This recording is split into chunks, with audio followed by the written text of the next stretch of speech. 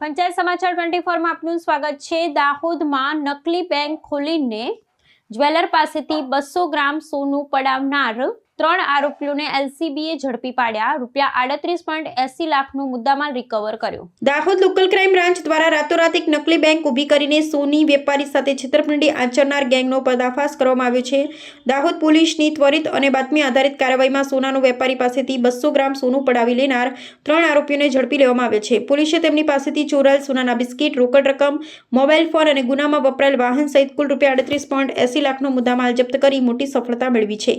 આ સમગ્ર કૌભાંડમાં આરોપીઓએ ખૂબ જ પૂર્વ આયોજિત કાવતરું ઘડીને એક નકલી બેંકની શાખા શરૂ કરી હતી અને પોતાની બેંકના ઉચ્ચ અધિકારીઓ તરીકે ઓળખાવ્યા હતા। બેંક અધિકારીના સ્વાંગમાં તેમણે સ્થાનિક જ્વેલરને વિશ્વાસમાં લઈ 200 ગ્રામ સોનાની છેતરપિંડી આચરી હતી અને હત્યાર બાદ ફરાર થઈ ગયા હતા। ગુનાની ગંભીરતાને ધ્યાનમાં રાખી પોલીસે તાત્કાલિક ધોરણે સીસીટીવી ફૂટેજ અને ટેકનિકલ સર્વેલન્સની મદદથી તપાસનો ધમધમાટ શરૂ કર્યો હતો, જેના આધારે ચોક્કસ લોકેશન ટ્રેસ કરી આરોપીને તેમના મનસૂબામાં સફળ થતા પહેલા જ દબોચી લેવાયા હતા। સફળ ઓપરેશન અંગે દાહોદના ડેપ્યુટી એસપી જેપી ભંડારીએ પ્રેસ કોન્ફરન્સ યોજી મીડિયાને વિસ્તૃત માહિતી પૂરી પાડી હતી। તેમણે જણાવ્યું હતું કે પોલીસ દ્વારા ઝડપાયેલા આરોપીઓની સઘન પૂછપરછ કરવામાં આવી રહી છે, જેથી આ કૌભાંડના મૂળ સુધી પહોંચી શકાય અને અન્ય લોકોની સડોવણી છે કે કેમ તેની વિગતો બહાર લાવી શકાય।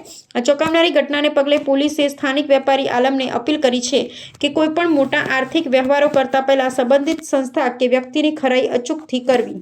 દાહોદ ટાઉન એ ડિવિઝન પોસ્ટે વિસ્તારમાં રથયાત્રાના દિવસે એક ફ્રોડની ઘટના ઘટી હતી।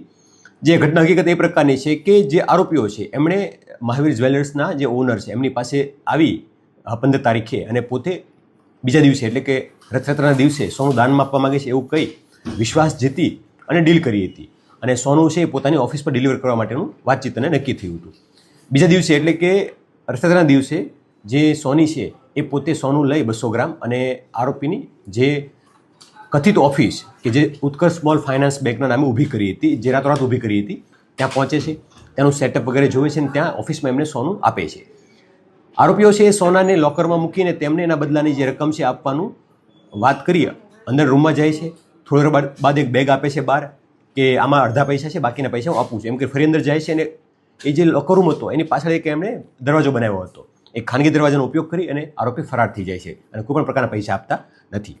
આ ઘટનાની ગંભીરતાને ધ્યાનમાં રાખી દાહોદ જિલ્લા પોલીસ વડા રેવરાસિંહ જાડેજા સાહેબના માર્ગદર્શન હેઠળ લોકલ ક્રાઇમ બ્રાન્ચની વિવિધ ટીમો ફિલ્ડમાં હતી, જેમાં પીએસડીવીએમ ઢોલ, પીએસઆઈ શ્રી પરમાર, પીએસઆઈ શ્રી માળી, પીએસઆઈ રાઠવા અને વિવિધ માણસોની અલગ અલગ ટીમો બનાવી અમે ફિલ્ડમાં કામ કરતા હતા।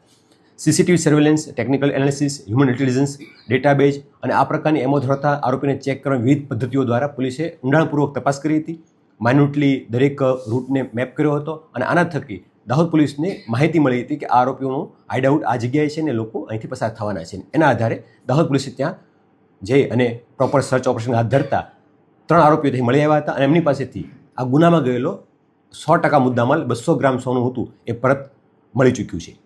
આ ગુનાની અંદર દીપક રાજપૂત, લલિત રાઠોડ અને આદિલ નામના 3 વ્યક્તિની પોલીસે ધરપકડ કરી છે, જેમાંથી લલિત છે એ સોનીની દુકાને જવામાં, જે દીપક રાજપૂત છે એ ઓફિસ પર સોનું કલેક્ટ કરવામાં અને અન્ય વ્યક્તિ છે મદદગારી કરવામાં, આમ 3 જણા પ્રાઇમરી ઓફિસર રોલ જણાવ્યા છે, 3ને અટક કરી છે અને આ લોકોનો ગુના ઇતિહાસ પણ તપાસ દરમિયાન જણાવ્યો છે। આમ દાહોદ પોલીસે 28,60,000ના કિંમતના 200 ગ્રામ સોનું જે ફ્રોડમાં ગયું હતું એમને ગણતરીના દિવસોમાં 100% રિકવર કરી અને સફળતા પ્રાપ્ત કરી છે। સર, અન્ય જે ચેક વગેરે જે આપ્યા હતા એ મ્યુલ એકાઉન્ટના હતા, અન્ય આ લોકો કેટલા ગુનાઓમાં સામેલ છે?